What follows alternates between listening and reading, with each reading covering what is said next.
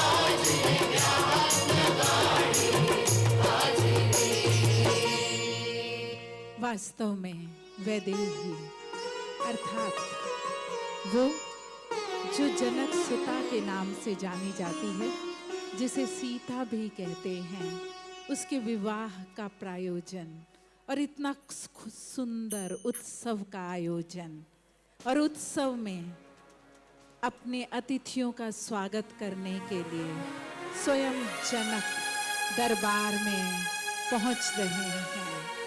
राजा जनक, जो स्वयं भक्ति, योग और ज्ञान के प्रतीक माने जाते हैं, उनके कुल गुरु महर्षि शतानंद, जो ऋषिवर गौतम और अहिल्या के सुपुत्र भी हैं।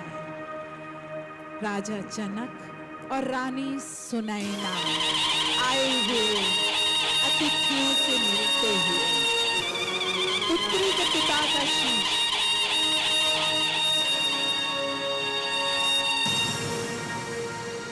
सदैव श्रेष्ठ रहा है, क्योंकि पुत्री दो कुलों को पालती है।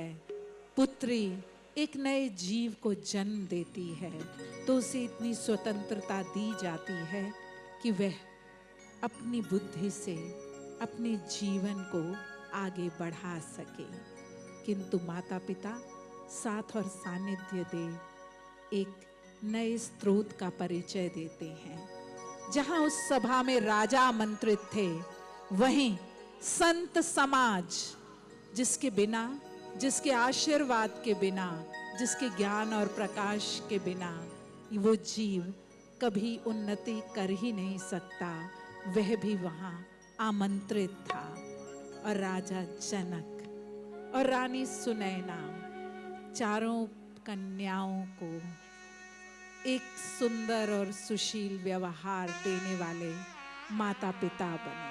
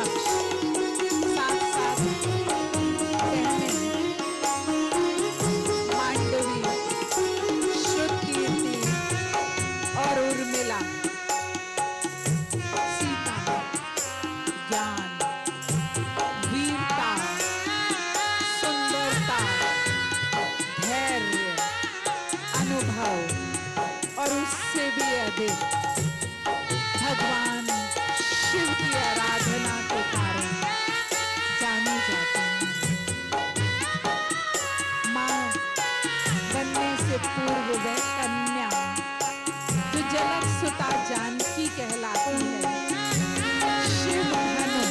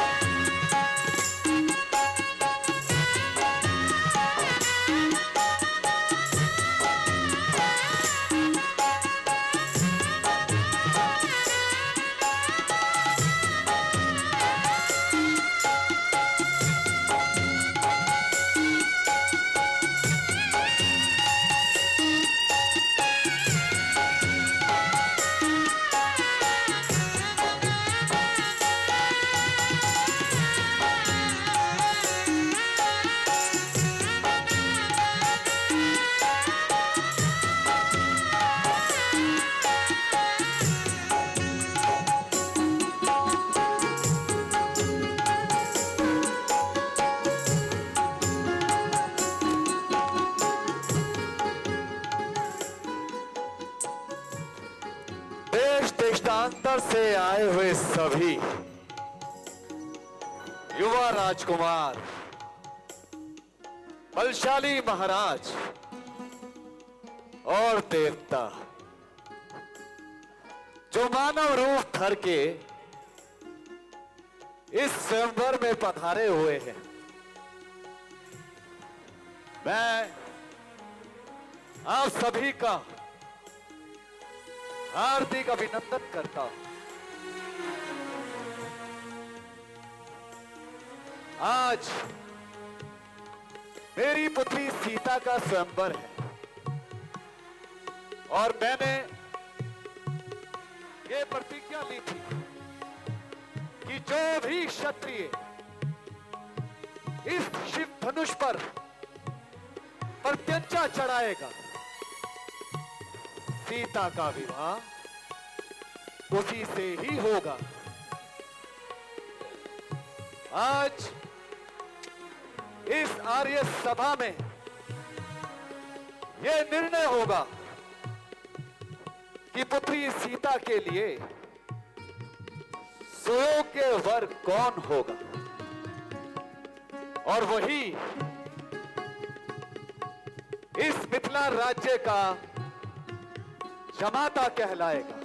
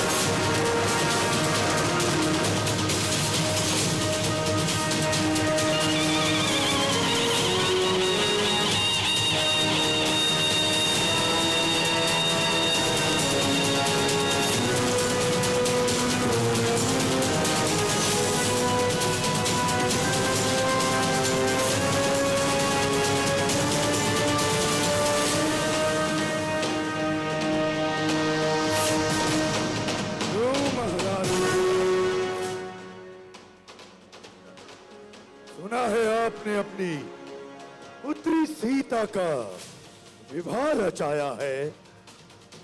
हाँ रावण, आज मेरी पुत्री सीता का स्वयंवर है।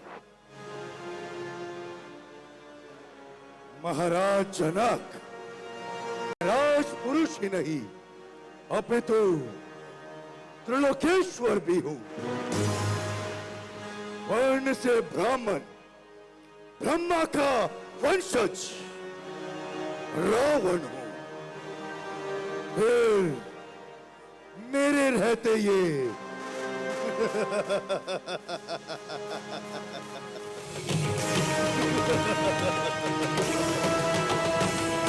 ये बालक सीता के योग्य कैसे हो सकते हैं?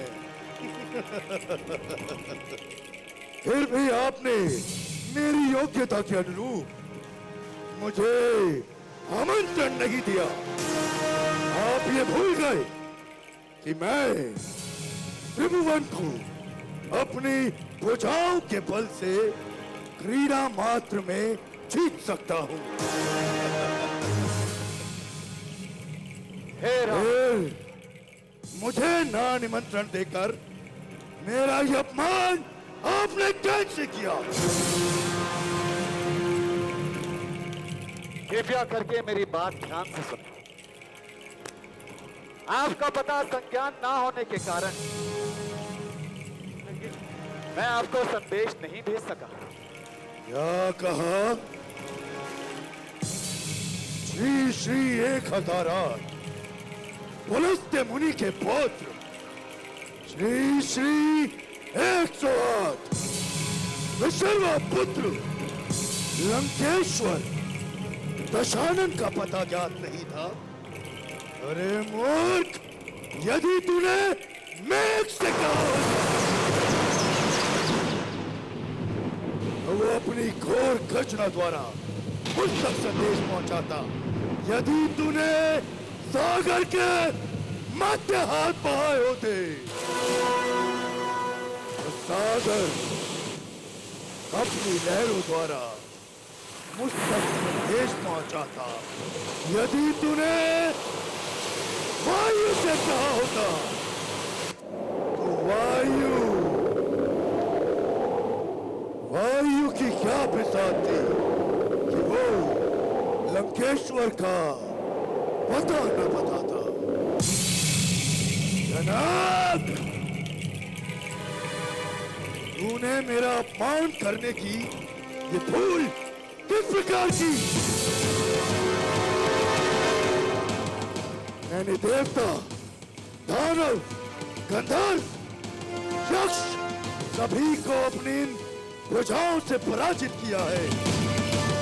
फिर भी तूने मेरा प्रदान किया।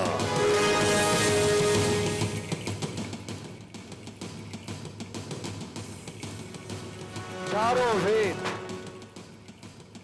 छह शास्त्रों के ज्ञाता, प्रकांड पंडित, ब्रह्मा के पुत्र पुलस्त्य,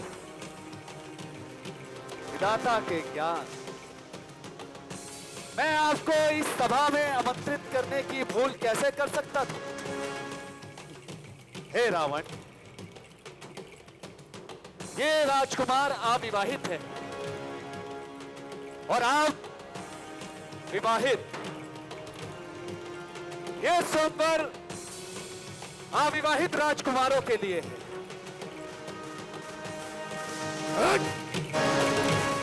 मुझसे ज्यादा उपयुक्त तुम्हारी पुत्री सीता के लिए और इस संसार में कौन हो सकता है? मैं संसार का महानतम बलशाली लंकेश्वर हूं। तुम्हारी पुत्री के योग्य केवल मैं ही हूं। हे रावण, मध्य भाग में जो शिव का धनुष रखा हुआ है, जो भी क्षत्रिय इस शिव धनुष पर प्रत्यंचा चढ़ाएगा, सीता का विवाह उसी से होगा। किंतु मेरी प्रतिज्ञा, बिना धनुष पर प्रत्यंचा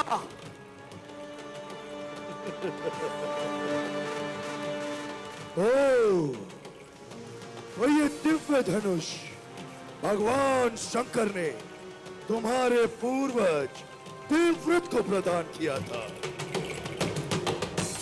मुझे आश्चर्य होता है कि भगवान शंभु ने यह धनुष मुझे ना सौंप कर तुम्हें कैसे सौंप दिया।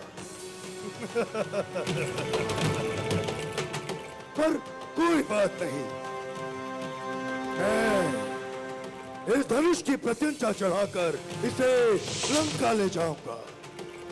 मैं स्वयं अजय और अमर हूं।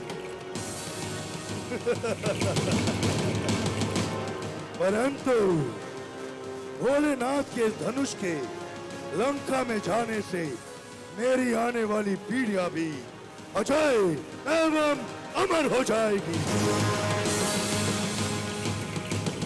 जनक, तैयार हो जाओ भगवान शिव के इस दिव्य धनुष को विदा करने के लिए।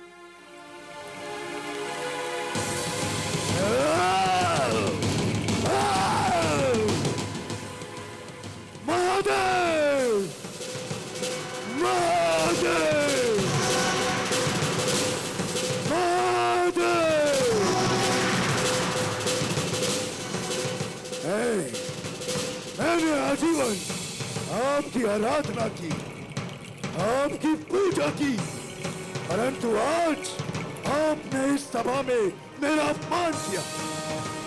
धनुष भी आपका, वक्त भी आपका, फिर भी मैं इस धनुष को उठा सकने में असफल रहा।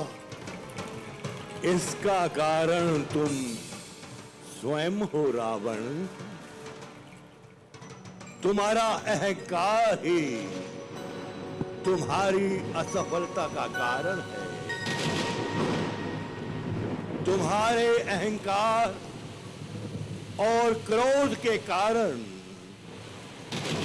तुमने इस धनुष की आराधना करना भी आवश्यक नहीं समझा। रावण, हर काम केवल बल से संभव नहीं होता, विनम्रता भी होनी चाहिए। मेरी आज्ञा है रावण, इसी क्षण मिथिला त्याग दो और वापस लौट जाओ अपनी लंका में। ठीक है, आप मेरे आराध्य हैं, इसलिए आपकी बात मेरे लिए सर्वोपरि है। आज आपने मेरे अपमान का कारण मेरे गौरव और अहंकार को बताया है, परंतु मैं आपका आदेश स्वीकार करता हूं और इस सभा से प्रस्थान करता हूं।